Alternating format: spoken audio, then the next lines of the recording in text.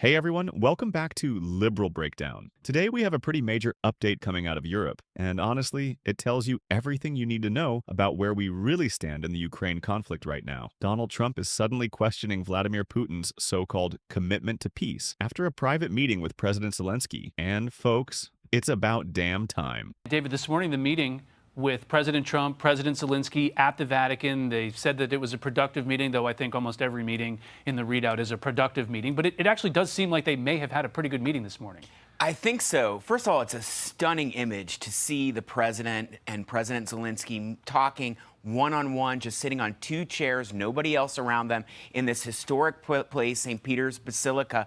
And it's a juxtaposition to that Oval Office meeting that went so badly. And also, they were talking without cameras recording what they were saying, which is also very different from the Oval Office meeting. And that's how negotiations like this should take place. They should take place privately because they're very sensitive. If you look at the post that came from President Zelensky, and you just showed it, and from President Trump, it seems like it was a good meeting. And I applaud President Trump for now turning around and saying, look, it looks like Putin is the one who is the recalcitrant party. And then he went to the most important subject in many ways, which is, what am I going to do to get Putin to make concessions? And he talked about sanctions, and importantly, secondary sanctions, because Russia is getting most of its revenues from oil, and it's able to sell oil to India and China. But if there were secondary sanctions on the companies that enable that to happen, that would really harm Russia's economy. So here's what happened. Trump met with Zelensky at St. Peter's Basilica during Pope Francis's funeral. Kind of an odd setting for geopolitics, but okay, that's where we're at. After that meeting, Trump made a statement suggesting that Putin, his old buddy, the man he's defended time and time again, might not actually be interested in peace. Yeah, you heard that right. Donald Trump, who once said he trusted Putin more than his own intelligence agencies, is now publicly throwing shade at him. Now look, don't get me wrong. It's good that Trump is finally saying something critical about Putin. But let's be real here. It's only happening now after Russia launched another brutal wave of attacks on Ukrainian civilians, including a deadly missile strike in Kyiv that killed at least 8 people. You can't pretend to be a peace broker when your friend is literally bombing apartment buildings. What's really frustrating is how late this realization is. For years, Trump normalized Putin's aggression. He undermined NATO. He froze military aid to Ukraine unless they dug up dirt on Biden.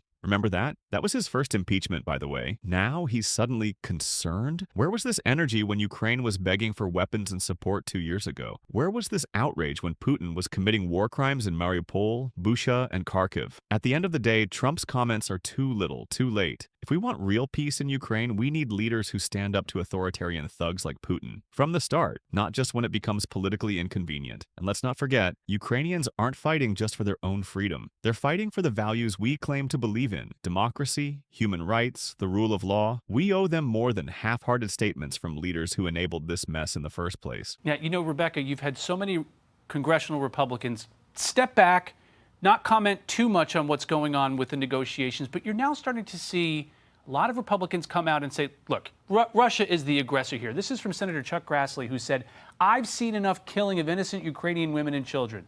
President Trump, please put the toughest of sanctions on Putin. You ought to see from clear evidence that he is playing America as a patsy. Do you think that this is now the vanguard of maybe more Republicans coming out for more sanctions against Russia? Well, look, remember, Republicans and Democrats, they're all back for recess. They're going back. They're listening to their constituents. And the Trump base, the Republican base, has an opinion about this. Yes, they want President Trump to end the war, but not peace at any cost. They want the war to end on terms that are good for the victim, the defender, which is Ukraine. And so I think, yeah, you're going to see Senator Grassley, you're going to see Senator Wicker, other leaders in the Republican Party come out and say, okay, this is enough. We've given the president lots of space to put pressure on Ukraine. You got to crank up the pressure now on Russia. Russia's the aggressor. We want peace, but we want peace on terms that are lasting peace, good for the American people, good for NATO, and good for Ukraine. A top Republican, Senator Chuck Grassley, is calling out Donald Trump over Russia. After Russia's brutal missile and drone attack, Chuck Grassley posted this furious message on Twitter. He said, and I quote, "I've seen enough killing of innocent Ukrainian women, plus children. President Trump, please put the toughest of sanctions on Putin." One of the Senate's longest-serving Republicans is begging Trump to stop letting Putin walk all over us. And Grassley's not alone. He's backing a new bill, the Sanctioning Russia Act of 2025, which would slap brutal economic penalties on Russia and any countries helping Putin move his resources around the globe. In other words, real consequences, not just mean tweets or empty threats. But guess what Trump is doing instead? He's talking about how his peace plan is supposedly moving forward, or whatever that means, and trying to pressure Ukraine into making resource deals with the US. Meanwhile, people are dying. Trump spent years cozying up to Putin. He froze aid to Ukraine unless they helped him politically. He praised Putin even after election interference. And now, even with blood on the streets of Kiev, he's still dragging his feet. Chuck Grassley sees what's happening. He knows Putin is playing America for a fool. The question is, will the rest of Trump's Republican enablers finally wake up too? Boy, it just seems every day, sometimes more than once a day, there's a new jaw-dropping story about Pete Hegseth's incompetence and recklessness at the Department of Defense. So yesterday we learned that Hegseth had an unsecured internet line installed in his Pentagon office so he could continue to use the commercial messaging app Signal, leaving him vulnerable to potential hackers who might be interested in what the head of the DoD is up to.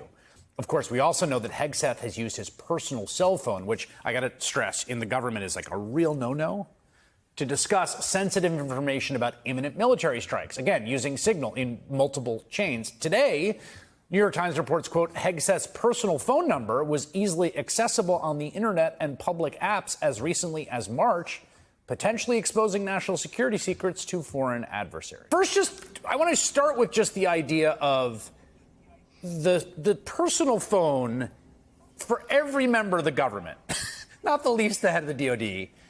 You're told, like, do not do anything official, certainly nothing classified in your personal phone, right?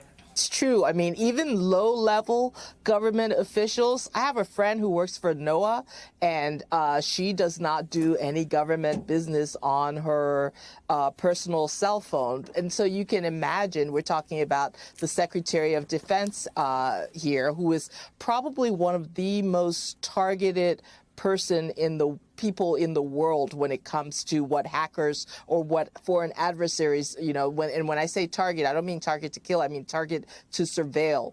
Who would be one of the people who would be the top 5 or 6 in the United States when you're looking at officials that foreign adversaries would want to get a hold of his communications device. Here we have what can only be described as a mind-blowing security disaster. Pete Hegseth, yes, Trump's handpicked Secretary of Defense, somehow let his personal phone number leak all over the internet while discussing sensitive U.S. military operations. Hegseth was using his personal phone number on Signal group chats to talk about top-secret stuff, like upcoming airstrikes in Yemen. And guess what? That number wasn't just sitting quietly somewhere safe. It was found plastered across WhatsApp, Facebook, and even Airbnb. You can't make this up. I mean, this is the guy trusted with the security of the United States, and his personal number, email addresses, and even passwords were sitting in commercial databases and leaked data dumps. Foreign spies couldn't have asked for an easier job. At a time when cyber attacks are literally one of the biggest threats we face, this kind of carelessness isn't just embarrassing,